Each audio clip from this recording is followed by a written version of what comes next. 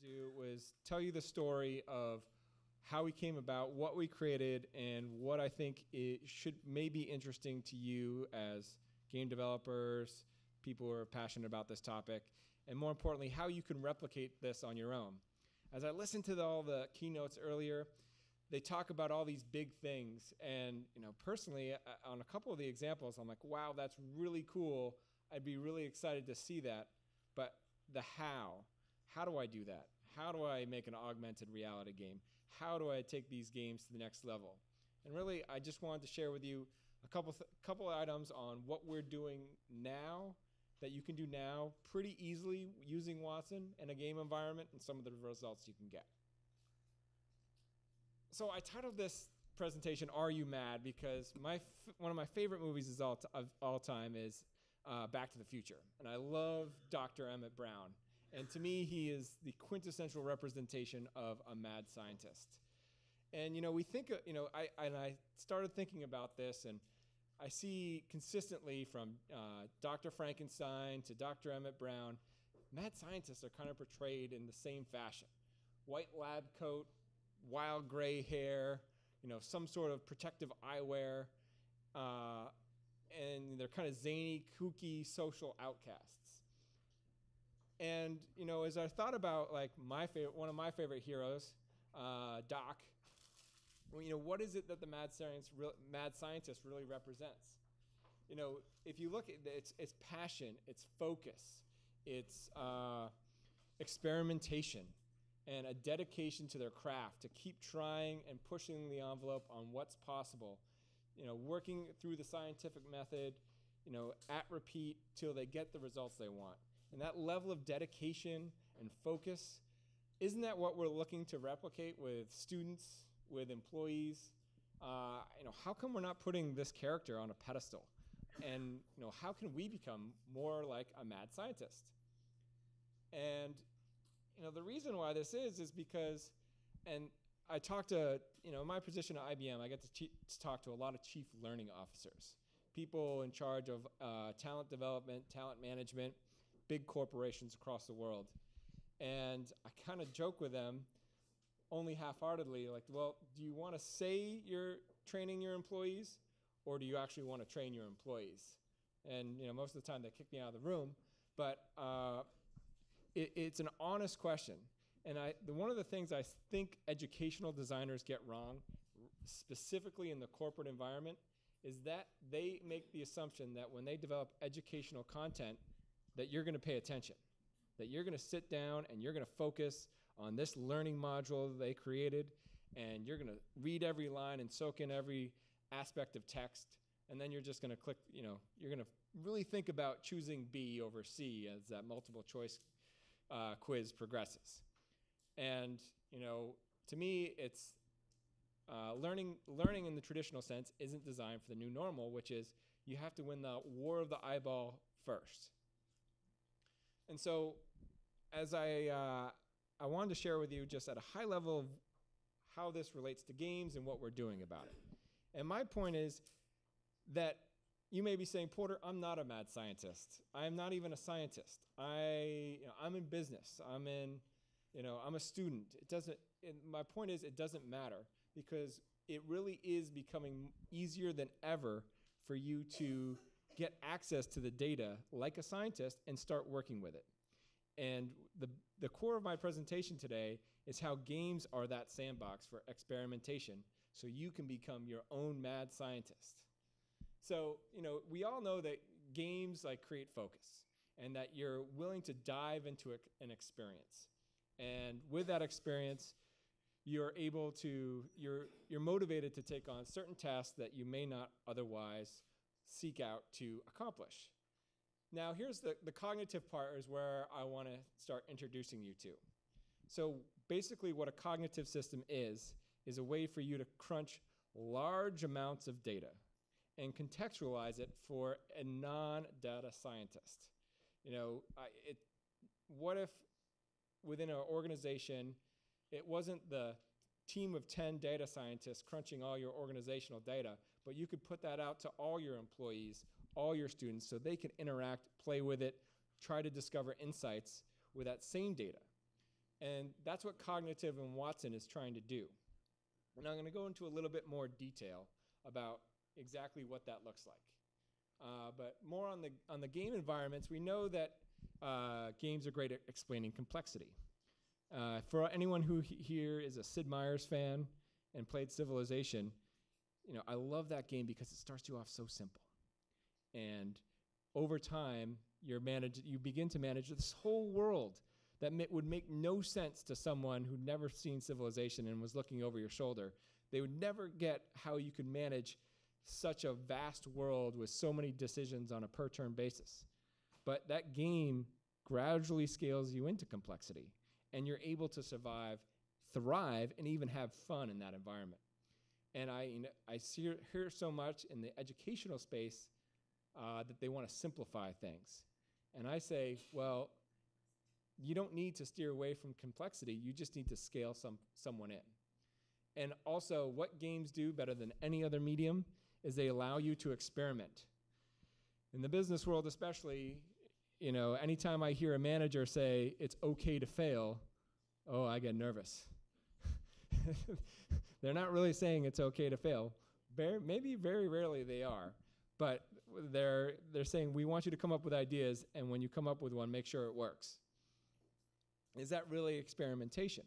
And games are that safe environment for you to try something new, get a result, and then try it again, do it differently, and adapt and learn and repeat and experiment. So it's really where these two, Cognitive comes in with that experimentation sandbox that I wanted to explore. And so this is where I wanted to start telling the story of Medical Minecraft. And what Medical Minecraft is we modded a version of Minecraft to represent the human body. And so like the bloodstream, think Dennis Quaid, Inner Space, 1985, if you need more of a visual. And so you're basically going around, and what this game is for high school students to teach STEM education about infectious disease. Let me blow this up, full screen. There we go.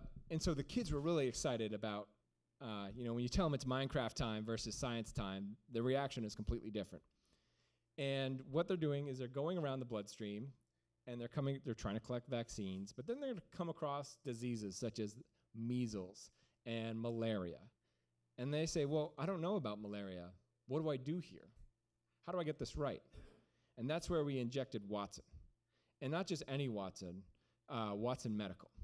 So to give you a sense of what Watson Medical is, we basically took all the medical journals on infectious disease across the globe throughout history and trained a corpus of Watson on all this research. So instead of, the way Google works is that you do a keyword search and it gives you the most likely result based on your keyword. Watson, in this case scenario, is reading all those journals for you, giving you an answer, and giving you a confidence rating on how strongly it feels that this is, based on your question, this is the answer you're looking for. And so in this game, what happens is a kid may come in and say, well, what is malaria? I need to know a little bit more about it. But that doesn't solve the problem they need to address in the game. So they ask another question, and then they ask another question. So every time they have to interact with Watson, they're asking 4 to 5 questions. Now, what does that do from a learning perspective? I'm not prompting the kid on what question to ask. They're asking their own question in their own way. They see the results, and then they adapt. But they're interacting with real material. This is the same Watson Medical that doctors use across the planet. A doctor's probably not going to ask what malaria is, but what the students responded to that they really enjoyed about the game was its authenticity.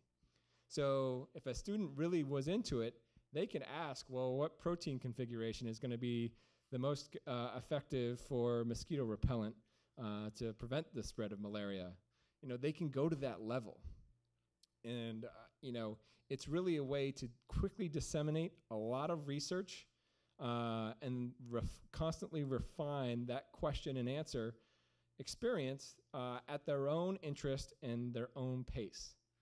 So, and that's really why this game was so interesting. Like, the game itself isn't anything monumental. It's just, you know, it kind of looks like Doom to me, one of the early versions. And, you know, you're going around, you're whacking your measles, and you're fighting disease. But, you know, you'll see the text box come up a bit, and that's really where Watson is. But it's really seeing if kids would respond to interacting with a cognitive system, and what results could we get from an engagement standpoint and a results standpoint when we did so. And so, you know, this is showing the function of the game, is one thing. But really, I think it's best to talk to Denny, the kids. Christian, Michael, Madison. My name is David Conover, and I teach serious game design here at Conley High School. This is an at-risk school with close to 2,000 people. The students come from a disadvantaged background, but it's my end game to make sure that these students go on to higher education or to get a job in the industry. His students have modded Minecraft. In their version of the game, you're flying a nanobot through a human body. And in doing so, you are killing off the elements that are a part of the infectious disease.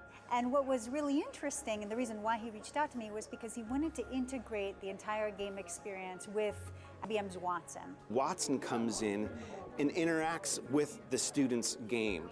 And this is truly mind-blowing because now we're getting feedback from Watson through the gameplay, and this is what hasn't been done yet.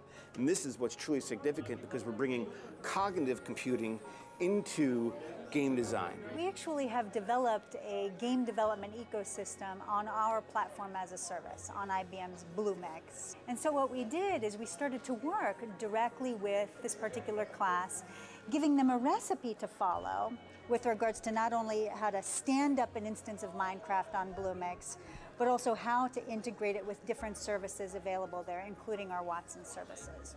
So you're a level designer too? Yeah. Within this construct is the key or the code that will allow us to connect the dots between STEM, game design, serious game design, and Watson. What I'm drawing is actually a disease monster that is based off of tuberculosis. Whenever it catches you, it'll attack you, and you'll have periodic bleeding damage. And the only way you can fix it is finding vaccines within the map. They do the research, they create their own companies, they become their own project managers. This class has given us more than we signed up for. It's teaching us how to program, it's teaching us how to code, it's teaching us how to make good teamwork skills. Yeah, this isn't just a grade for us. We're not learning for tests, we're actually learning for our own benefit.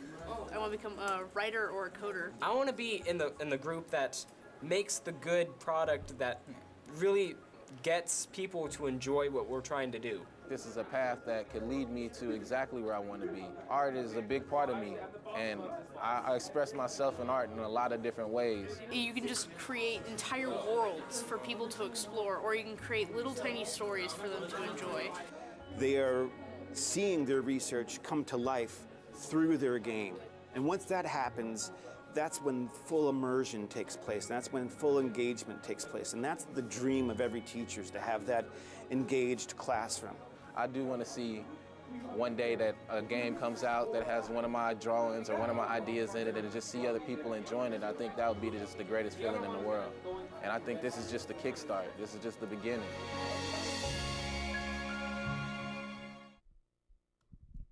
So just a couple notes on some of the students in the video. One of them, her dad had PTSD, and because of this experience in the class, she's now... Now the infrastructure that makes this possible... Sorry. She's now going into college to focus on games for PTSD support and relief. Another one of the students, I mean, these are at-risk kids. One of the other students was, parents weren't adequate. Kid was in child services, hands of child services, and had depressive tendencies. And he was about to lose his scholarship to university and was considering not going. But because of this game experience and reaching out, the community rallied around and made sure that he had a scholarship to go to university to continue his work in game development. He was one of the primary coders on this experience, and we really wanted to make this something for the students to showcase just not only what's possible, but that it's actually, something that even a junior game designer can accomplish. And again, I wanted to show like there's an emotional side to the story of why medical Minecraft and what we're doing, but also it is an example of what can happen when we mash cognitive with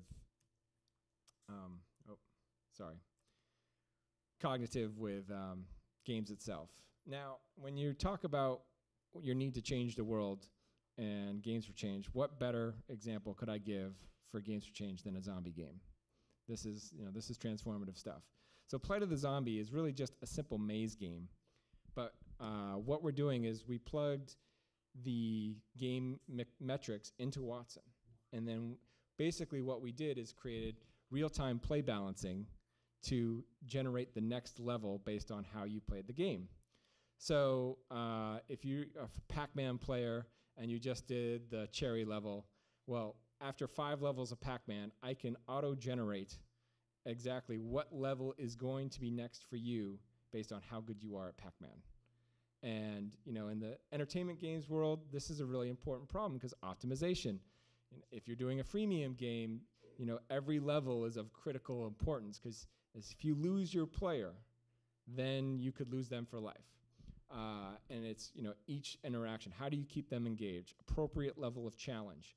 And, with just 5 points of telemetry and some simple code, we've really solved this problem for a number of companies.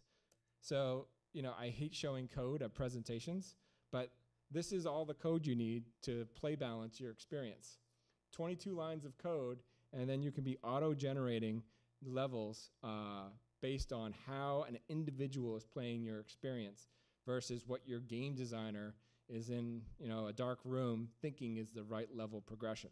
So in your testing phase, or even in your execution or launch of the game, you can get these metrics in real time and begin to personalize your application or experience for that individual, whether it's entertainment, learning, or what have you.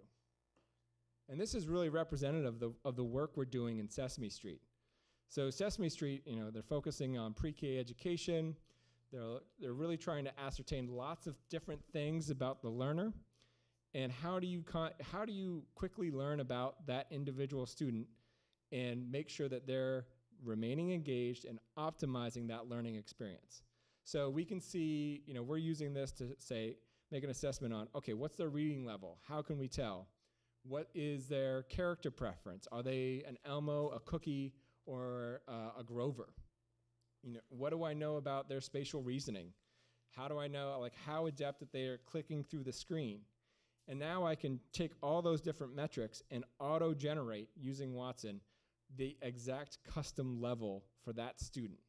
So they made, at 3-year-old, it's like if I was reading at a 1st grade level, but spatial reasoning at a 3-year-old level, now we can mash those up together quickly so we get the right level produced for that student immediately as they move forward in their learning.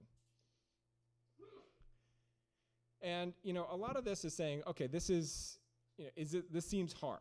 And what we're trying to say is this isn't hard. 22 lines of code, you could be play balancing your own application. So this isn't launching yet, but we're launching a game called Biz Bears, where basically you're a CEO of a Silicon Valley startup, and you have to hire people. And how you're going to hire people is off Twitter. So you can just dump in your Twitter handle. You can hire your friends from Twitter. You can hire Kim Kardashian and Donald Trump. And basically what we're doing is we're doing a personality match to see if you're hiring for the right culture. But part of the culture of your company is that you make everyone wear bear suits. And when you hire real bears, you have an occupational challenge that some bears might eat some of your other employees. And you can't figure out who the bears are. And so as you go through the game, part of what we're doing is you have to decide who you're going to hire and fire. And really, that's a lot of data. And so we're using some Watson to contextualize that data so you can, based on your own hiring priorities or talent management priorities, you're like, oh, I want to make sure my team is dedicated. So I'm only going to hire people who keep keep people who are dedicated. Or maybe dedicated is my first priority and leadership is my second priority. So who are the employees I want to keep if those are my priorities? And you can mix and match those in real time. The point is, it's showing how we can make you the data scientist, the experimenter, on what data do I need, what does it look like, how can I interact with it in an easy manner, and then using a game environment to show the downstream consequences of those decisions. And if you don't like where you are, you go play it again, and you try something else new, and you try different configurations until you hone in on what it is that works for you. But ultimately with this game, what we're doing is, just like I showed you with the Plight of the Zombie demo, we're putting all the source code up. So you don't have to figure out how to reinvent the wheel. You can just go do this on your own, say, oh, I see what this game did. I want to do that too. Here's the code, manipulate it, customize it for my own experience, and off you go. We're trying to make this as open and as digestible as possible. And really, as I think back to the mad scientist, it's really just passionate experimenters, people who have the flow, the dedication to just keep trying things, experimenting, and to really uncover something new. And if you ask me where the future is, I couldn't resist putting this quote in. I mean, this is my favorite part of the movie. Where we're going, we don't need roads. And I see games as a way to get a whole group of people who aren't data scientists interacting and not fearful of data and the effects of working with it. And that's what we wanted to prove in Medical Minecraft. It's showing that we can put this with students and they're excited and interested to engage with a cognitive platform. The game creates the reason for them to jump into the game.